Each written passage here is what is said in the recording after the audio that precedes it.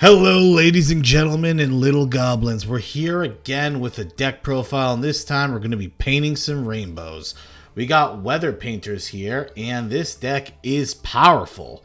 I got some new tools. The main new tool that you ended up getting was Weather Painter Moonbow, which this card is pretty much say, make an access code talker. It's very easy to go into access code talker when you go into this card. And what makes all these cards actually work is forecast, the weather forecast. It is probably the second best card in the deck. I'm going to say it's the second best card in the deck because snow is arguably the best card in the deck. Because snow allows you to do the entire... You could have, in this deck, you can have Effect Veiler, Ash Blossom, Dimension Shift. You're going to have a whole handful of hand traps, right? If you have snow... You can get all the cards you need, because what Snow can do, Snow can get Snowy Canvas, and then Canvas can let you search for the field spell. The field spell lets you search for either the trap canvas, or you can search for whatever else. Another card I think that's a little underrated is the Weathy Rainy Canvas. Because this card interacts very well with spell effects. If your opponent's going to activate like a spell or trap ability, you can just bounce it so the activation doesn't happen. And I'm talking about like continuous effects. So similar to like the Floateries field spell or something like that. So I think that's pretty powerful. But yeah, the whole point of this deck is you out-resource your opponent by gaining these incremental advantages that you just naturally generate each turn. Another powerful combo in the deck is Weather Painter Cloud. Having him on the field with the field spell. The field spell allows you to send 3 spell and traps to the graveyard, and then you can special summon a Link 3 monster. And if weather cards are going to the graveyard, you can target up to 2 weather, spell, and trap cards in your graveyard and put them face up. So it's like you're using 1 resource to get a Link 3, which is absolutely nuts. But yeah, starting off with snow is really important. That's why we're running the Piri Rees map. So enough talking about the deck. Let's actually get into some games and see how the deck actually performs. Welcome to game number 1, and our hand is pretty bonkers. We're going to start off with Weather Painter. Weather Painter is going to... Snow is going to get our forecast. Forecast is going to activate. We add the trap, and we activate Canvas. Our field is pretty stacked. This is... So what I'm doing here is, I don't know necessarily it's the best play, but this is definitely the most aggressive play. The reason why I do this is because I have Solemn Judgment and Skill Drain in my hand. So if I had all 3 of these on the field, I don't hardly have space necessarily to set both of these. And I think playing Skill Drain and Solemn Judgment is really important, especially since you don't know what your opponent's going to be able to do. This will allow me to have a Omni Negate, a Solemn Judgment Negate, a Skill Drain, and it's going to let me have these other Special Summon Negate too. So you can argue not doing this play though, and just setting the Solemn or the Skill Drain, and that's probably fine too. But he's going to maxi the return of the Painter.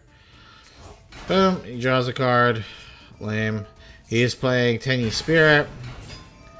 Activates Ecclesia, and this is where we're going to first activate Snow's effect. So we're going to negate Ecclesia. No more coming. He goes into Ashuna, which goes into Monk. Then he's going to activate the ability here. We're going to activate Skill Drain. So he activates Skill Drain, does not affect his deck whatsoever. Like, this deck does not get harmed by Skill Drain. It's very powerful in the deck. And our opponent concedes.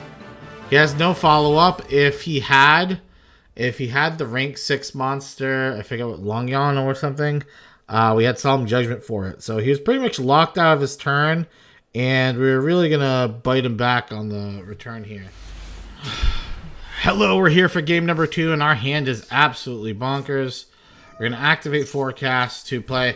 So when you have Forecast in hands, you always want to play it before you play Snow, and that's because you can set the Snowy Canvas. And what that allows is if our opponent has Imperm or Effect Veiler, we are essentially immune to it.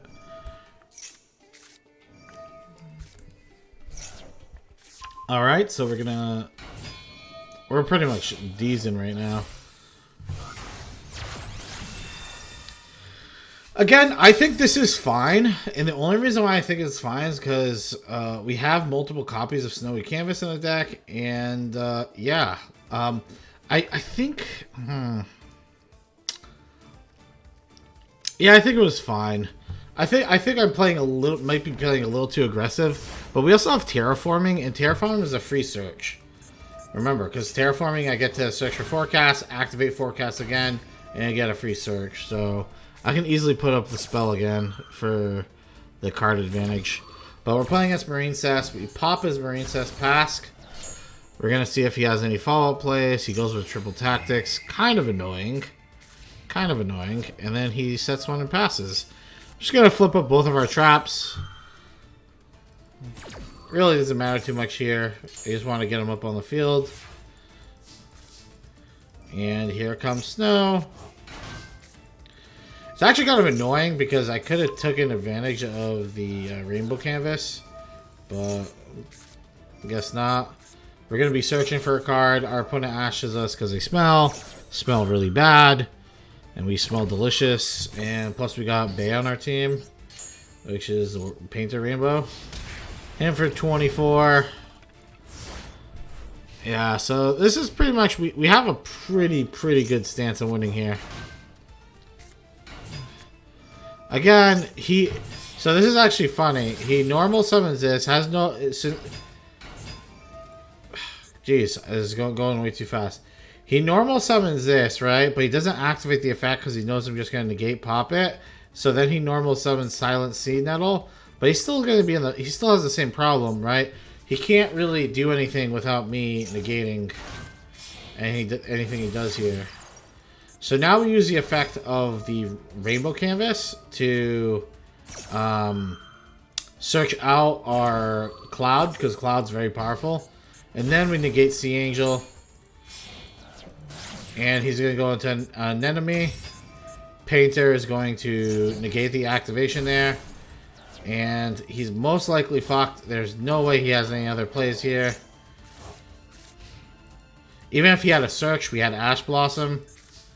I think Dive is his only play for him to come back there, and he just loses. He loses because he realizes I'm going to have 2 cards come back, and then I can just literally, with Cloud, I'm able to go into a Link 3 for free pretty much. Probably go for OTK that turn. Hello, you see we're in game number 3 right now, and I just want to say this deck is definitely strong. And you notice like your opponent, like a lot of times you actually don't even get the kill because your opponent usually, once you get like a lock on your opponent, they just concede the match. So a lot of times they'll just concede way ahead of time. But we play Snowy. He activates Awakening, which is annoying. It means he's gonna heal for like 10 million.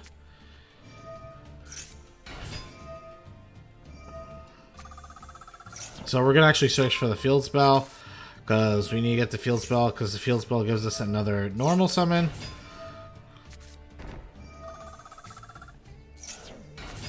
Summon Cloud. Sack everything. We go into Weather Painter.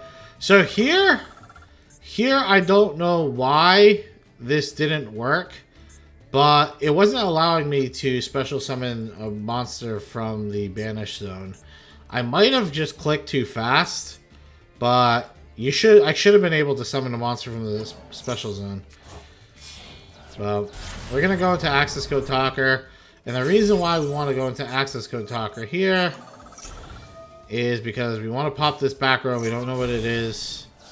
There's a Mirror Force. That would have been fucking rough.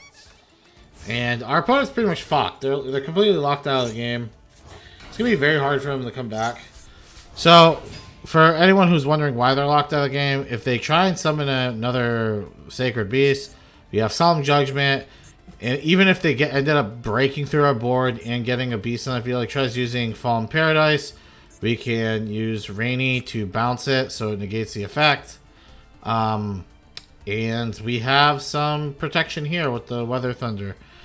So yeah, I feel like it's kind of hard for him to come back. I just instantly saw him, the Ra's Disciple. And he just concedes. Even though he had like 18k life points, it would have just took like 2 turns to kill him with the access code that big. Hello everybody, we're here with game number 4 and our hand is kind of sketchy. We have no cards. Like if we had any of the monsters we'd be fine, but since we don't have any, kind of just sitting here. Kind of big chilling right now.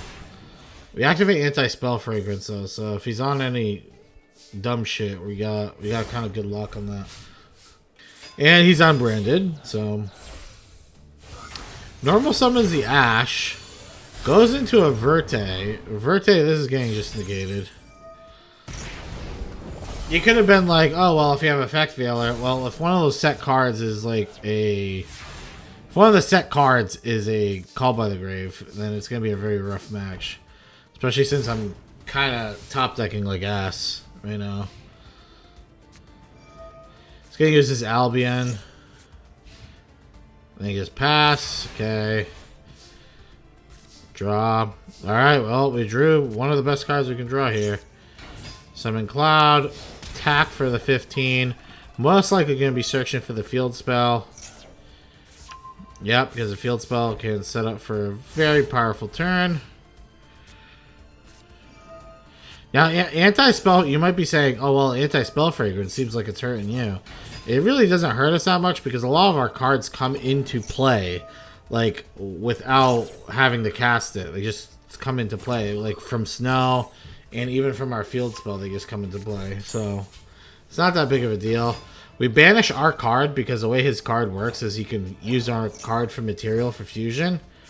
So yeah, we don't want him to get a free fusion monster.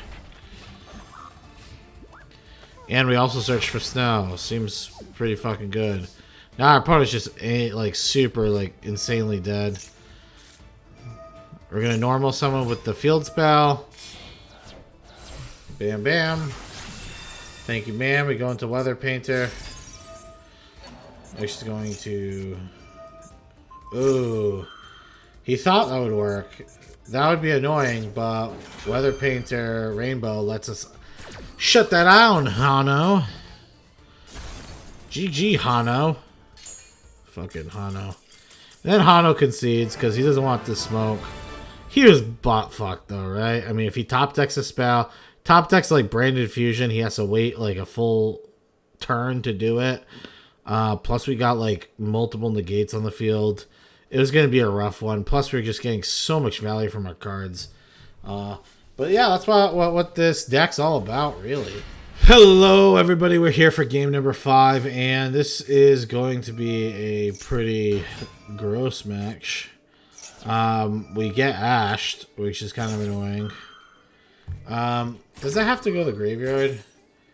No, it doesn't. So yeah, if we Dimension Shifter, wouldn't have stopped it anyway. We end up shifting end of turn. The reason why we do Shifter now is because if he has Called by the Grave, I don't feel like having Shifter Called by. And it also makes it so our Ash Blossom can't be called by either. So now I can Ash Blossom him without worrying about getting called by the Grave, which is really annoying. And then he dude, he had Pot of Extravagance and Pot of P. Fucking annoying. I activate the Search here just because, like, I don't know what the fuck he has, you know? We're grabbing Snow. Effect Veiler. Yeah, he's on Altergeist. And this is hilarious. He grabs Anti-Spell Fragrance, but he has no idea that our deck doesn't really get hurt that much by that. So he activates Anti-Spell Fragrance. I activate Snow. He activates Imperm. And then, like I said, this deck is amazing against Imperm. It is so good against Imperm. So he activates Snow, effect to grab Weather Forecast. Then Snow's going to instantly put Rainy Canvas on the board, which is going to bounce the Anti-Spell Fragrance. We play Forecast, and he concedes. He already knows it's over. I was just pretty much going to get the trap onto the field, and then I was going to be able to use the Forecast to normal summon Cloud, special summon our Link monster, and now we have a pretty much a permanent negate, Omni negate every turn. And not only that, we have a special summon negate, which is relevant when he's playing multi-faker and stuff. So he is pretty boned right there. Alrighty, guys, we're here for the last match, and you know what? It wouldn't be a Fatsoid like video without my opponent having absolutely everything. So I'm going to dimension shift to Chewbacca, and Chewbacca's going to call by the grave me. So that's already kind of rough, kind of annoying. Not the end of the world. We got 2 imperms. We can stop him, right? It's not a big deal. And we actually see our opponent is on Union. So he would be butt fucked if we actually nailed, like he's on ABC. Like he'd be butt fucked if we nailed that dimension shifter. Like the deck can't play through dimension shifter. He would banish all his cards. He wouldn't be able to ABC. He goes in Union Carrier, which is going to go for the orbital play. I'm very familiar with this deck, so. He's going to add his cards, and then he's going to try and go for the orbital play so he can go into Galaxy Soldiers, so he can go into Infinity Cyber Dragon.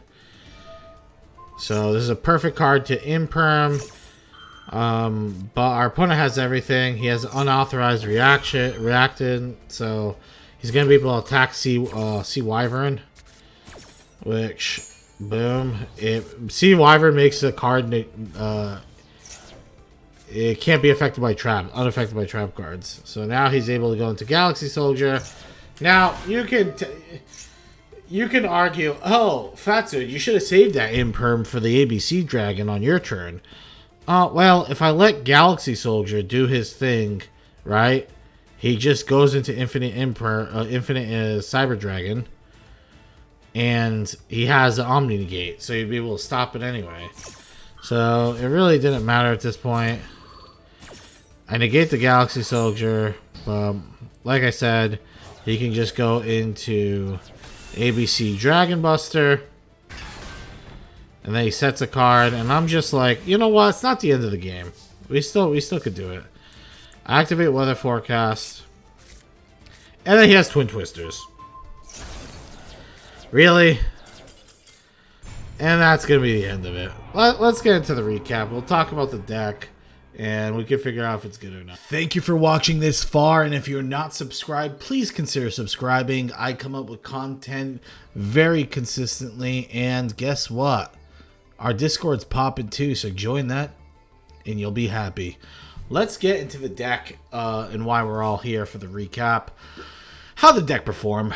The deck was nuts. The deck was absolutely nuts. Every time we went first, I think it was like a 99% win rate. I think we lost maybe one game going first, and that's because we like bricked heavily. But for the most part, like the deck was crazy going first. Now I played this deck. The sample size is not like, obviously I don't have hundreds of games of the deck. That'd be a little ludicrous. But I played it for 2 hours. We were able to climb from Duelist rank 12 to Duelist rank 17, and it was pretty easy. I mean, the only time we really lost is going second, and going first, like I said, it was like absolute pub stomp. We were able to get out all. If you're playing against people who aren't using back row removal, like, you're going to win. Like, simple as that. You get so much value out of these cards. Like, it feels really hard to lose when you get like going. Like you get you get Weather Paving or Rainbow out. You got Omni negate every turn. You also get like free search with Snowy Canvas. You get a free monster search with Rainbow Canvas. Very easy access code talkers. Underworld Goddess is easy to go into. Deck's pretty nuts. That's all I'm gonna say about that. I'm trying to think of any cards that like overperformed, but I feel like all the cards performed pretty damn well, and I don't really think you really removed many. You can argue not playing Solemn Judgment. I don't know if they're 100% necessary. If you remove both Solemn Judgments, I'd probably put one Imperm and Effect Veiler, I guess. You can put Effect Veil up to 3 and Imperm up to 3. But other than that, I think this deck was pretty nuts. Let's talk about power scaling 1 to 10. I think it's a solid 8. in this meta. I think if we see a rise in Imperial Iron Wall, if we see a rise in this card, this deck goes to trash tier, because this deck is 100% countered by Iron Wall, like not even close. Like your entire deck just doesn't function when this card's out in the field. If we start to see a huge uptick in Artifact Lancia, it definitely could hurt the deck a lot. Or if we're seeing a huge uptick in people playing a ton of Lightning Storms and Harpies. Personally, I have not been playing against a lot of them, because I feel like the new pack got a lot of people playing a lot of either back row decks, or they're playing Branded. And Branded Despia doesn't really play those cards. So, because those cards would hurt them too. So, I don't know. I feel like it's in a pretty solid spot for right now. But like I said, if you see a rise in those certain cards, I feel like this deck will go down. It'll go from like an 8 to like a 6 if you see those cards a lot, because they shut this deck down horribly. On a tier scaling, I'd probably say it's like it's probably like rogue tier, to be honest, but I would say it's probably like a tier 3 power level. Maybe 2.5. Like, just if we're talking about a meta where those cards aren't really being played, then I could see it being like a 2.5. It's strong. It's good. Like I said, I don't know if I got lucky with my opponents, but like we steamrolled through them. So it's hard to judge whether or not it was like pure luck, just getting like people who weren't prepared for it. You know what I mean?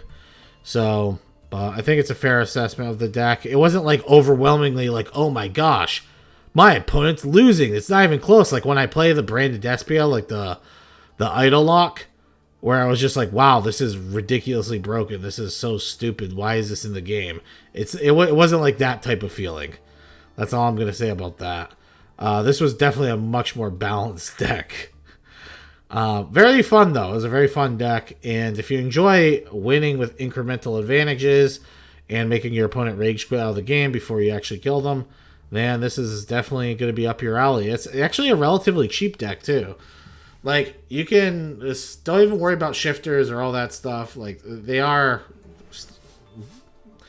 cards you should probably have, but like, if you just ignore that, like, you just really need 2. I see some lists having 3 Weather Painters, like, for each one, and if you have 3, then go for it. But I was using 2 because I didn't have 3 of each, and it felt completely fine. Like, I never really needed to go into a third.